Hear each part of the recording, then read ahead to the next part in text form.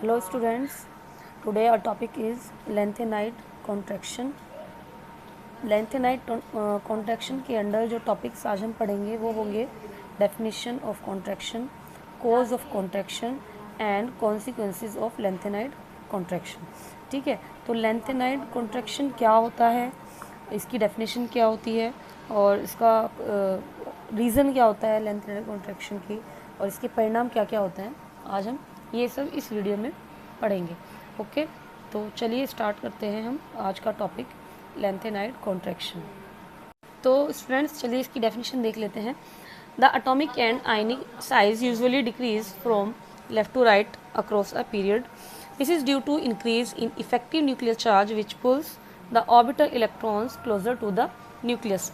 That means कि अगर हम किसी एटम या आयन की साइज़ की बात करें तो किसी पीरियड में लेफ़्ट टू राइट आगे जाने पर आयनिक और एटॉमिक साइज़ डिक्रीज़ होता है। और ये किस वजह से होता है? क्योंकि इन इफेक्टिव न्यूक्लियर चार्ज जो होता है वो इंक्रीज़ होता है, जो कि ऑर्बिटल इलेक्ट्रॉन्स को पुल करता है न्यूक्लियस की करीब लाने की। ओके, तो जिस वजह से अगर हमारा बाहर का आउटर मोस्ट शेल का इलेक्ट्रॉन न्यूक्लियस के पास आने की कोशिश करेगा तो डिस्टेंस कम होगी, दैट मीन्स रेडियस कम होगी और हमारा एटम का साइज़ या आयन का साइज़ कम हो जाएगा। इसके कारण क्या है? Cause of lanthanide contraction. In lanthanide atoms the ions the 4f orbital is filled successively from Ce to Lu।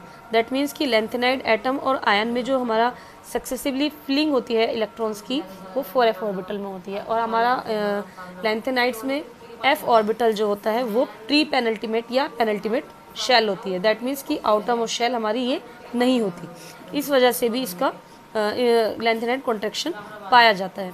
और इसका एक और रीज़न होता है कि शील्डिंग इफेक्ट जो होता है f ऑर्बिटल के लिए कम होता है। ये आप ऑर्डर देख पा रहे हैं, NS के लिए ज़्यादा होगा, P के लिए कम होगा और F के लिए बिल्कुल लीस्ट होता है। तो ये लेंथेनाइट कॉन्ट्रैक्शन की डेफिनेशन मैंने बता दी और इसके कॉज बता दिए।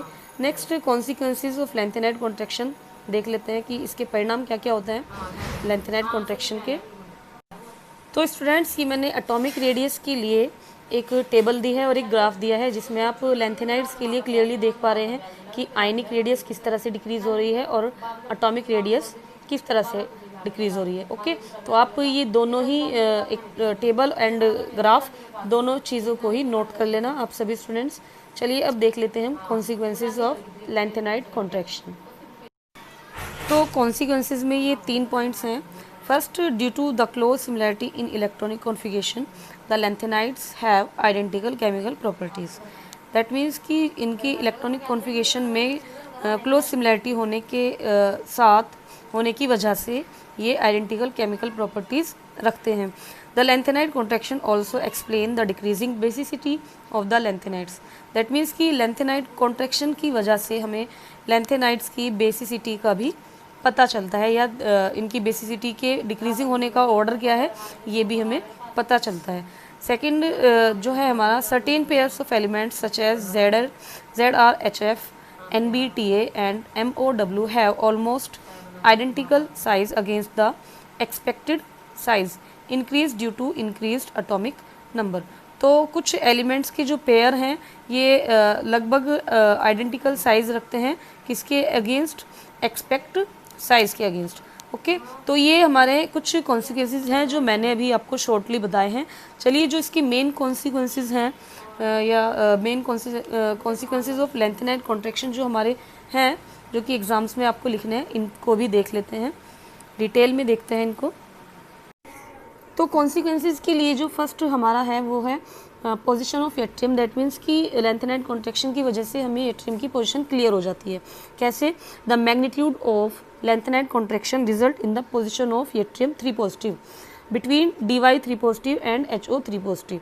दैट मीन्स कि जो लेंथेनाइट कॉन्ट्रैक्शन का जो मैग्नीट्यूड होता है ये किसका रिजल्ट होता है या इसके रिजल्ट में क्या आता है? Y3 पॉजिटिव की पोजीशन के लिए जो कि किसके बीच में है? Dy3 positive and HO3 positive.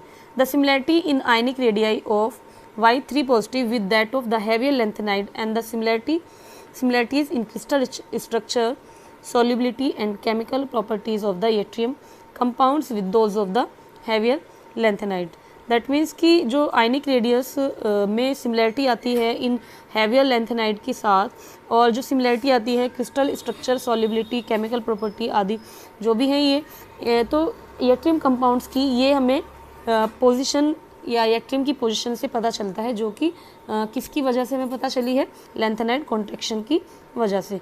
These facts make yttrium a practical member of the lanthanide series. तो इन फैक्ट्स के द्वारा ही यट्रियम एक प्रैक्टिकल मेंबर होता है लैंथेनाइड सीरीज़ का। तो ये मैंने टेबल दी है आपको एटॉमिक रेडियाई की लैंथेनाइड्स में। लैंथेनाइड्स के लिए एटॉमिक रेडियाई की टेबल है, आप सभी नोट कर लीजिएगा। Next point is similarity among lanthanides. That means कि लैंथेनाइड्स की सिमिलैरिटी। तो due to lanthanide contraction lanthanons show a lot of resemblance. That means कि लैंथेनाइड कॉन्ट्रैक्शन की वजह से जो लैंथेनोन्स होते हैं ये एक बहुत बड़ा रिसेम्बलेंस दिखाते हैं। The lanthanide contraction resulted in slight difference in the physical properties among the lanthanides themselves, which enabled the separation of the lanthanides by fractional means. That means कि जो lanthanide contraction होता है ये रिजल्ट होता है slight difference किसमें, physical property में lanthanides की, ठीक है, जो कि एक एनेबल करता है सेपरेशन को फ्रैक्शनल मीन्स के द्वारा। Okay, the lanthanide contraction also explain the decreasing basicity of the lanthanides since that means जो मैंने अभी पॉइंट बताया था आपको कि लैंथेनाइड कॉन्ट्रैक्शन के द्वारा हमें बेसिसिटी का डिक्रीजिंग ऑर्डर भी पता चलता है लैंथेनाइड्स के लिए, ठीक है। तो ये पॉइंट भी आप नोट कर लें। नेक्स्ट कॉन्सिक्वेंसेस जो हमारे लिए है, similar atomic radii and similar properties of the elements of second and third transition series. That means कि सिमिलर एटॉमिक रेडियाई और second and third transition elements के लिए सिमिलर प्रॉपर्टीज़ भी हमें पता चलती है।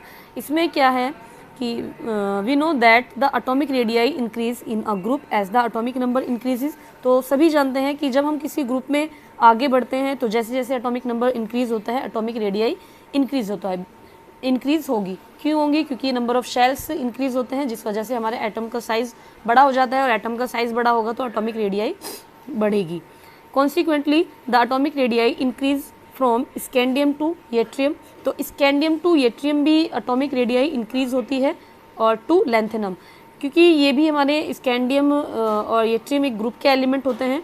तो इसके लिए भी मैंने आपको दिया है, ग्रुप वाइज भी दिया है। स्कैंडियम के बाद यट्रियम है, फिर उसके बाद लैंथेनम है, ठीक है। Similarly we expect normal increase in size in the group. That means कि जो हमारे सेकंड और थर्ड ट्रांजिशन एलिमेंट्स में सिमिलर प्रॉपर्टी है ये भी हमें इस कॉन्ट्रैक्शन से पता चलती है। Okay, however after the lanthanides the increase in the size from second and third transition series is not observe. Okay, तो ये एक्सेप्शन के तौर पे है, तो आप इस पॉइंट को बस ये टेबल नोट कर लीजिए और आपका यहाँ पर ये पॉइंट कंप्लीट हो जाता है। तो स्टूडेंट्स आप ये टेबल नोट कर लें, ग्रुप वाइज दी है मैंने ये टेबल। इसके बाद as a result of lanthanide contraction the elements of second and third transition series resemble each other much more than the elements of first and second transition series. That means कि lanthanide contraction के द्वारा ही जो हमारे second और third transition series के elements के बीच में या इनकी प्रॉपर्टीज़ के बीच में रिसेम्बलेंस है, ये किससे ज़्यादा है, फर्स्ट और सेकेंड ट्रांजिशन एलिमेंट्स सीरीज़ के एलिमेंट्स से। ओके, तो ये थर्ड पॉइंट हमारा यहाँ पर कंप्लीट होता है। नेक्स्ट फोर्थ पॉइंट जो है densities. The densities of second series of transition elements are only slightly higher than those of first series, while the densities of third series of these elements are nearly 2 times the densities of corresponding elements in second transition series। तो density का भी हमें lanthanide contraction से clarification मिलता है। इसके मतलब ये है कि जो सेकंड सीरीज़ के लिए या सेकंड ट्रांजिशन एलिमेंट्स की जो हमारी सीरीज़ है, इसके लिए जो डेंसिटी होती है ये स्लाइटली हायर होती है फर्स्ट से, ठीक है। और जबकि थर्ड सीरीज़ की जो डेंसिटी होती है ये नियरली 2 टाइम्स होती है densities of corresponding element in second transition series, ठीक है। सेकेंड ट्रांजिशन सीरीज़ की कोरस्पॉन्डिंग एलिमेंट्स के 2 टाइम्स। ओके, तो ये डेंसिटी का भी हमें यहाँ पे क्लैरिफिकेशन मिलता है। सेकंड जो नेक्स्ट जो पॉइंट आता है, hardness, melting point and boiling point combined है ये। तो hardness, melting point and boiling point of some elements after atomic number 72 are higher than expected due to lanthanide contraction. That means कि hardness, melting point और boiling point atomic number 72 के बाद higher होता है expected, यानी कि जो expect करते हैं उससे ज़्यादा higher होता है। क्यों होता है? lanthanide contraction की वजह से। This is because the attraction between the atoms increase as the size decreases. क्योंकि जैसे जैसे एटम्स इंक्रीज होते हैं, दैट मीन्स कि जो एटम्स के बीच का अट्रैक्शन होता है ये इस वजह से होता है क्योंकि जो एटम के बीच का अट्रैक्शन होता है ये इंक्रीज होता है जैसे जैसे साइज डिक्रीज होता है। ओके, और लास्ट हमारा पॉइंट आता है इसमें आयनाइजेशन पोटेंशियल। तो यहाँ पर भी लिखेंगे that ionization potential decrease in a group as the atomic number increases. तो ये आप सभी जानते हैं कि जैसे जैसे हम ग्रुप में नीचे आते हैं आयनाइजेशन पोटेंशियल डिक्रीज होता जाता है। तो ये मैंने आपको फर्स्ट ईयर में पढ़ाया था आयनाइजेशन पोटेंशियल का जो ये पॉइंट यहाँ पर आया है कि जो आयनाइजेशन पोटेंशियल की वैल्यू होती है ये डिक्रीज होती है किसी ग्रुप में आगे बढ़ने पर। जैसे जैसे एटॉमिक नंबर इंक्रीज होगा आयनाइजेशन पोटेंशियल की वैल्यू क्या होगी? डिक्रीज होगी।